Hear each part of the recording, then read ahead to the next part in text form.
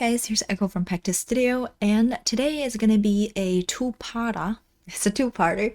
We wanted to show you, even though Fintastic Sea, it is a small card game, right? It is. Let me just show you. This is the box size. However, you cannot imagine how many problems we encounter with designing this small game. Because sometimes when people say that, hey, design a card game, it's easy. No, it's not.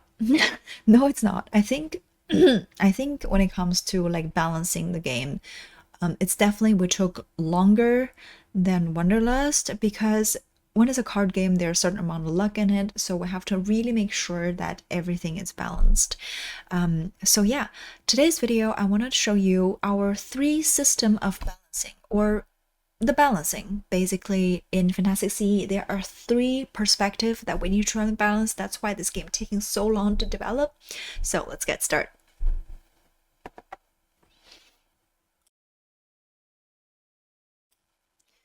Balancing Fintastic Sea, it is not that easy because it's actually threefold.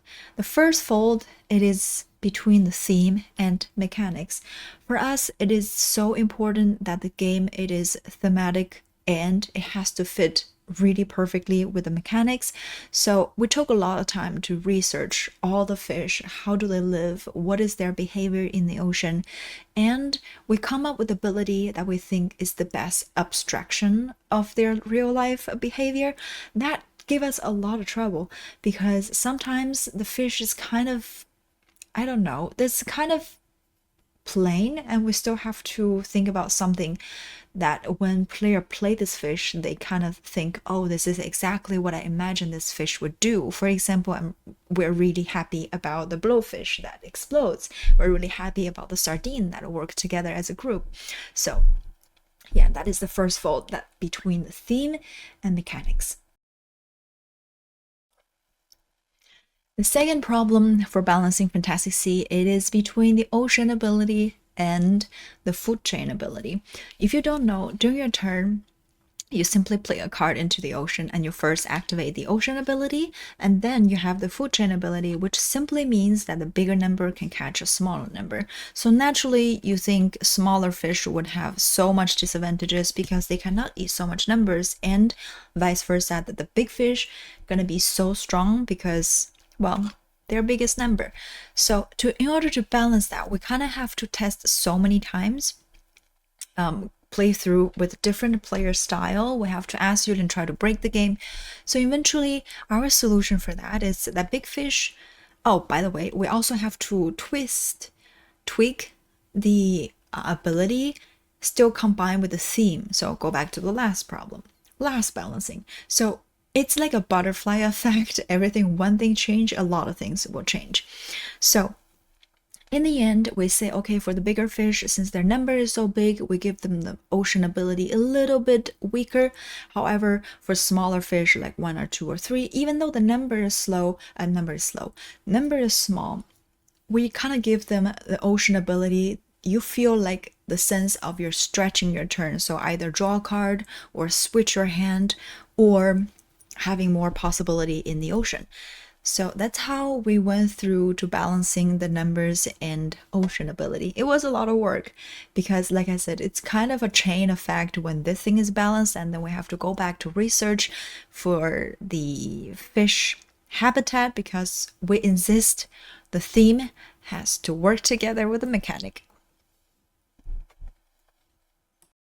And the last bit of balancing, I know a lot of people probably don't pay attention, but it is the ocean ability and reserve ability. Just for streamline the game, we decide that the reserve ability, it is somewhat of a reflection of the ocean ability, but stronger. So give people like incentive. They wanted to put the fish in the reserve and activate the combos and blah, blah, blah. So that comes to a problem that some fish ability doesn't make sense to put it in reserve, or it doesn't make sense to make it even stronger because it's already strong on its own.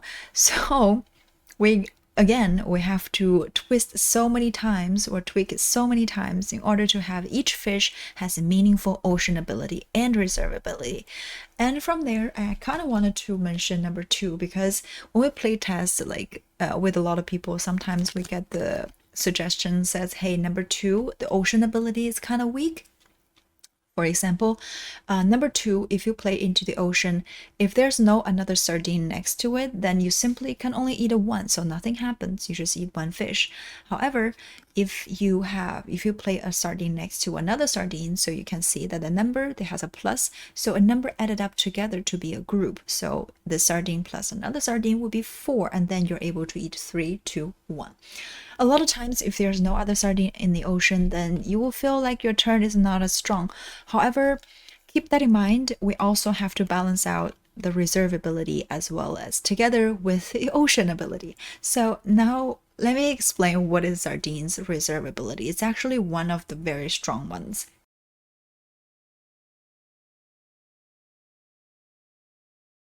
A 4 can be an 8, a 9 can be a 13. In that case, there's not a lot of fish can directly help you to eat a biggest fish, say 9, and sardine can help you do that.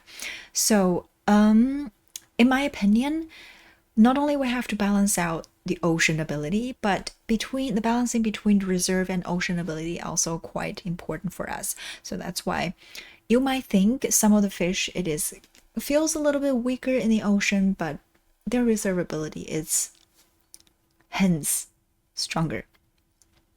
So yeah, that is basically everything that we have to balance. So it's kind of like a circle. It's like a 3-body problem. Wait, that's not what it is. It's like a 3 system. So when one thing is changed, and then we have to always go back to look, okay, what is the fish habitat? What is the fish behavior? And then we have to change that for the ocean ability, and the ocean ability is connected with the reserve ability.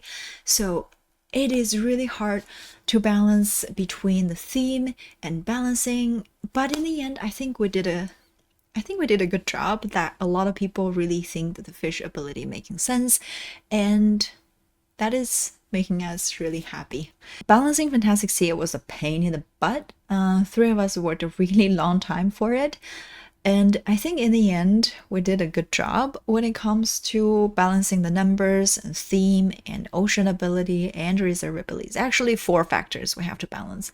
So I think we did a good job, and maybe you guys kind of realize with so much content that we put out about Fintastic Sea, it is not an easy card game.